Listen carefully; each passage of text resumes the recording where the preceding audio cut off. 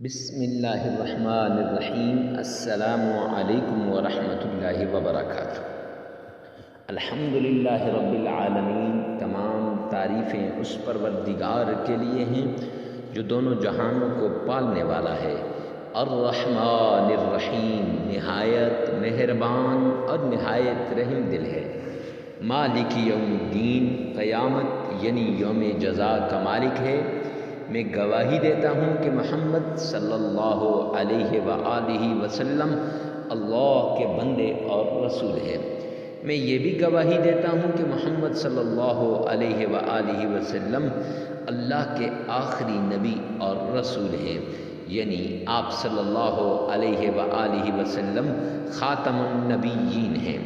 معزز سامعین کرام، آج جو ہم آپ کے سامنے حاضر ہوئے ہیں، یہ تمام پریشانیوں سے نجات، تمام مشکلات سے چھٹکارا اور تمام مصیبتوں سے محفوظ ہونے کا ایک خاص عمل لے کر حاضر ہوا ہوں۔ اس کو آیت الکرسی کا ارجنٹ عمل بھی کہتے ہیں، اس کو آیت الکرسی کا وظیفہ بھی کہتے ہیں، اس کو آیت الکرسی کا خاص عمل یا آیت الکرسی کا چلہ بھی کہتے ہیں۔ معزز سامعین کرام، یہ قرآن پاک کی ایک آیت ہے اور اس آیت کے اندر اللہ سبحانہ و تعالیٰ نے ساری دولت، مال، رزق، عزت، شہرت سب کچھ رکھا ہے۔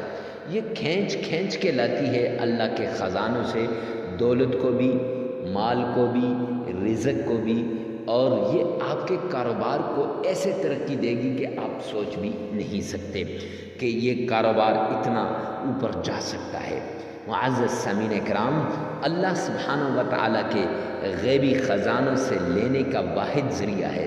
گویا کہ یہ جو آیت میں آپ کو بتا رہا ہوں، یہ قرآن پاک کا عمل جو آپ سے شیئر کرنے جا رہا ہوں، یہ اللہ کے غیبی خزانوں کی چابی ہے، یعنی اللہ کے غیبی خزانوں سے لینے کا ایک ذریعہ ہے۔ تو آپ چاہتے ہیں نا کہ اللہ کے غیبی خزانوں کے دروازے آپ پر کھل جائیں، رحمت کے دروازے آپ پر کھل جائیں، تو آپ جلدی سے پہلے یہ عمل کر لیجئے۔ انشاءاللہ یہ عمل آپ کو آپ کے مقدر کے بند تالوں کو کھول دے گا، آپ کے نصیب بدل جائے گا۔ تو معزز سامعین کرام، عمل کو بتانے سے پہلے 3 شرائط ہیں، یہ شرطیں سن لیں۔ اکثر لوگ کہتے ہیں جی فلاں وظیفہ اثر نہیں کرتا، میں نے بڑے بڑے وظائف کیے ہیں، وہ وظائف اثر نہیں کرتے، تو مفتی صاحب وجہ بتائیں۔ تو یہ وجہ ہے، یہ شرطیں ہیں۔ ان شرطوں کے مطابق اگر آپ نے اس عمل کو کیا، رب کائنات کی قسم کہ یہ عمل آپ کو، آپ کے حالات کو بدل دے گا۔ آپ کے رشتہ دار آپ کے پیچھے پھریں گے اور فون کال کر کے پوچھیں گے کہ اتنا رزق، اتنا مال، اتنی دولت کہاں سے آئی۔ معزز سامعین کرام، 3 شرطوں میں پہلی شرط حلال کا کمانا، حلال کھانا اور حلال کے کپڑے پہننا، یعنی لباس بھی حلال ہو، کمائی بھی حلال ہو اور کھانا پینا بھی حلال ہو۔ اگر ایک لقمہ بھی حرام کا آپ کے پیٹ میں چلا گیا، اگر حرام کی کمائی سے آپ نے اپنے بدن پہ زیب تن کی یا حرام کی کمائی آپ کما رہے ہیں، ایسی سچویشن میں ساری رات مصلے پہ کھڑے ہو جاؤ، سارا دن روزہ رکھو، اللہ کے سامنے گڑ گڑاتے رہو، رب کائنات کی قسم کہ آپ کا کوئی عمل بھی اثر نہیں کرے گا۔ وظیفہ تو درکنار، آپ جو فرض نماز پڑھیں گے وہ بھی قبول نہیں ہوگی حرام کمانے والے، حرام کھانے والے کی۔ اس لیے حرام کی کمائی اور حرام کے کھانے سے، حرام کے پہننے سے بچیے۔ نمبر 2، دوسری شرط اس کی یہ ہے کہ 5 وقت کی نماز پڑھنا شرط ہے۔ ہاں، اگر درمیان میں کوئی نماز کسی وجہ سے رہ جاتی ہے تو پھر بھی فرض ہے، پڑھنی چاہیے، لیکن اگر رہ گئی تو خیر۔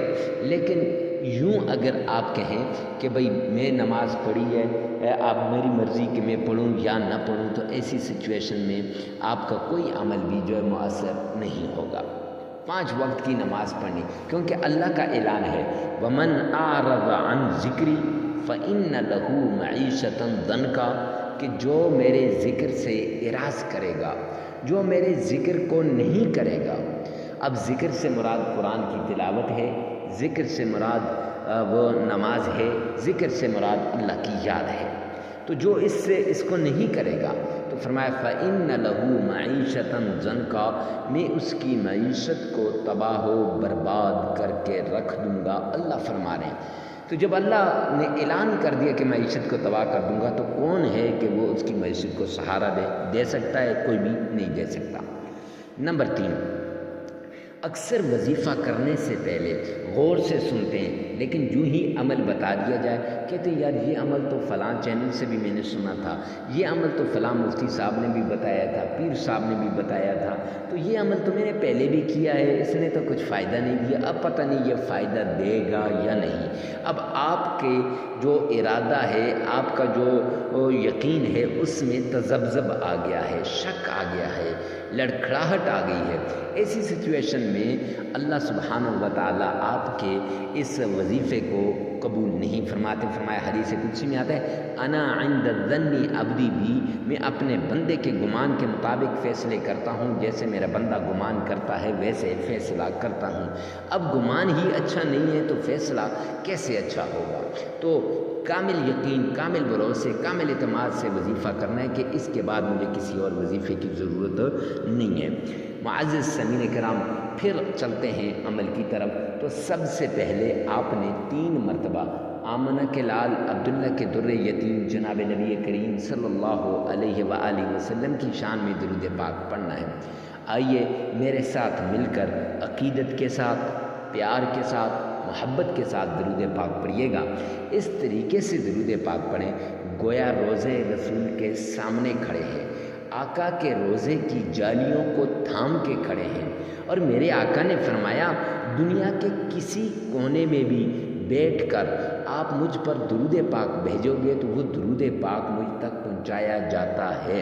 تو اب یہ درود پاک جتنی ہم اس میں مٹھاس، جتنا ہم اس میں عشق محبت بھریں گے اتنا ہی جلدی قبول ہوگا۔ تو آئیے میرے ساتھ مل کے ایک بار پڑھیں اللہم صلی علی محمد وعلی آل محمد کما صلیت علی ابراہیم وعلی آل ابراہیم انک حمید مجید اللہم بارک علی محمد وعلی آل محمد كما باركت على إبراهيم وعلى آل إبراهيم إنك حميد مجيد۔